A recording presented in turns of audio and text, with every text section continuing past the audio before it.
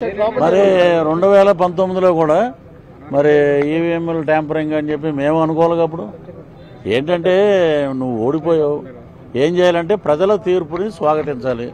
ఎక్కడైనా సరే ఇప్పుడు చంద్రబాబు నాయుడు గారు కానీ, రాజశేఖర రెడ్డి గారు కానీ, ఎన్టీ రామారావు గారు కానీ వీళ్ళందరూ ఎలక్షన్ రిజల్ట్ రాగానే వాళ్ళు ఏం చెప్పేవారు, ఇది ప్రజా తీర్పు, ప్రజల తీర్పుని మేము శిరసావహిస్తున్నాం, సో దీని మీద అనుమానాలు ఏమి లేవు, ప్రజలు మమ్మల్ని వద్దనుకున్నారు అని చెప్పి ఉంటే ఉందాగా అరే బ్రహ్మాండంగా మాట్లాడాడు అనేవారు.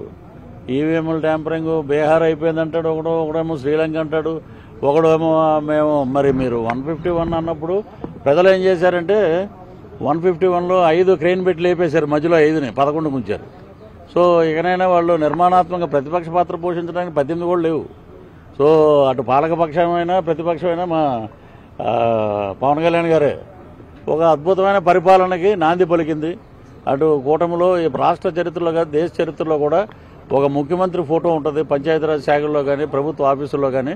ఈ రోజున ఓ పక్కన చంద్రబాబు నాయుడు గారు సీఎం, ఓ పక్కన పవన్ కళ్యాణ్ గారు డిప్యూటీ సీఎం, 2 ఫోటోలు ప్రతి ఆఫీసుల్లో ఉంటున్నాయి. ఇది ఒక శుభ పరిణామం. రాష్ట్రంలో కార్యకర్తలందరూ బ్రహ్మాండంగా మేము అద్భుతమైన ఏదైతే అనుకున్నామో దానికే మహిళలు అలాగే అన్ని కుల మతాలకు అతీతంగా మేము ఓట్లు ఇచ్చాం, దాని ప్రకారంగా పరిపాలన ఉంటుందని చెప్పి అందరూ ఆనందంలో ఉన్నారు.